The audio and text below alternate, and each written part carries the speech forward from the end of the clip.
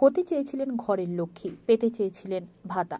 তৃণমূল নেতার কারসাজিতে কাগজে কলমে স্বামীর মৃত্যু ঘটিয়ে করে দেওয়া হয়েছে বিধবা। এককালীন টাকা ফেরত দিতে না পেরে সরকারের দুয়ারে দুয়ারে পরিবার। হতে গিয়েছিলেন ঘরের লক্ষ্মী, সেই হিসেবে লক্ষ্মী ভাণ্ডারের আবেদন। 2 বছর ধরে সরকারি ভাতা তোলার পর পুলিশি হস্তক্ষেপে জানা গেল আদতেও তা বিধবা ভাতা। একমাত্র পুত্রের কাগজে কলমে হয়েছে মৃত্যু। ঘটল কে? জলজান্ত ছেলের ডেথ সার্টিফিকেট পেল কোথা থেকে সরকার? বৌমার নামে মঞ্জুর হওয়া বিধবা ভাতা লক্ষ্মী ভাণ্ডার ভেবে এতদিন খরচ হয়েছে সংসারে। 7-8 মাস টাকা পাইনি। তারপরে তখনটাই যে দেখি কি এরকম 14,000 টাকা ঢুকে আছে, তাই 13,000 টাকা আমি তুলেছি। আমি তবে জানি না ওটা কিছু, আমি ভাবছি কি ওইটা হলো একসাথে টাকাগুলো জয়েন হয়ে আমার অ্যাকাউন্টে ঢুকেছে। এটা কিসের টাকা পাচ্ছেন বলে জানতে পারছেন? এটা লক্ষ্মী ভাণ্ডারের টাকা। সেটাই ভাবতেন? হ্যাঁ, আমি সেটাই ভাবছি। লক্ষ্মী ভাণ্ডারের জন্য কি মানে কি করে শিওর হলেন? মানে কাউকে কিছু বলেছিলেন? হ্যাঁ, আমি আমার বাড়ি পর একজন এসেছিল উত্তম হালদার নাম করে, তার কাছে আমি। কি করে? কোনো রাজনৈতিক দলের?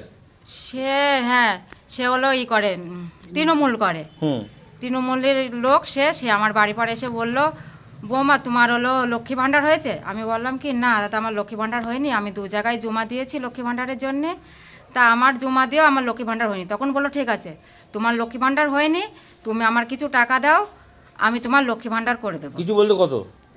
1,000 টাকা। আচ্ছা, করেছিল আর বলছিল বই হওয়ার পরে তুমি আমাকে 2,000 টাকা দিবা।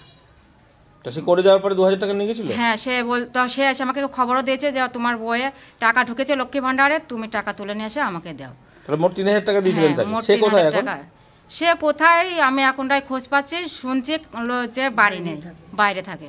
এখন বাইরে থাকে? হ্যাঁ। আচ্ছা, তাহলে আপনি এই দিনের পর দিন টাকা তুলেছেন, এখন দোষিত হিসাব মতন আপনি হয়ে যাচ্ছেন।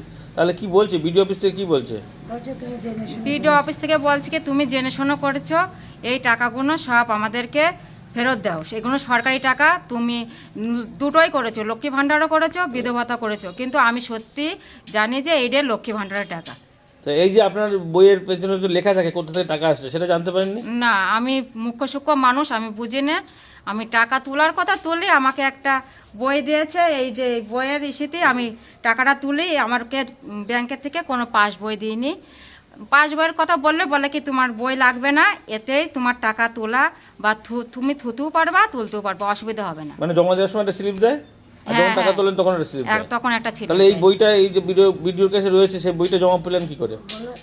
তখনটাই একদিন, অনেক দিন হওয়ার পরে, টাকা তোলার পরে আমি টাকা তুলেই যাচ্ছি, তখনটাই তোলার পরে একদিন হঠাৎ আমাদের বাড়ি ফোন আসলো। তখন আমার শাশুড়ি ফোনটা ধরে বলে কি কোথা থেকে ফোন করছেন? ওই গল্পগুলো বাদ দিন, মানে পুলিশ এসেছিল আপনাদের বাড়িতে? পুলিশ এসেছিল। কি বললো সেটা বলুন। পুলিশ এসে আমার শাশুড়ির সাথে কথা বললো। কি বললো সেটা না আপনি বলুন, আমি বলছি শুনুন। মানে পুলিশ এসে বললো এই ব্যাংকের বইটাগুলো দেখতে চেয়েছে, তখন আপনি ব্যাংকের বই ব্যবস্থা করেছিলেন?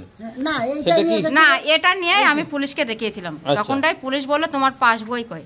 তখন বললাম আমি তখন পাস বইটা কি সেটাই জানতাম না যে পাস বই কি। তখন বললো কি এত তুমি কোথা থেকে বই করছো? তখন আমি বললাম কি ওই কালুর এখান থেকে বই করেছি, পাস বই কি আমি তো সেটা জানি না, আমি তো এর মাধ্যমে টাকা তোলা করি, লক্ষ্মী ভাণ্ডারের টাকা তুলি। তখন বললো ঠিক আছে, এই বইটা নিয়ে তোমার স্বামীকে নিয়ে 10টার ভিতরে থানায় যায় হবা। তখন আমি দেখা করবো, আমার শাশুড়িকে নিয়ে আমি থানায় দেখা করি।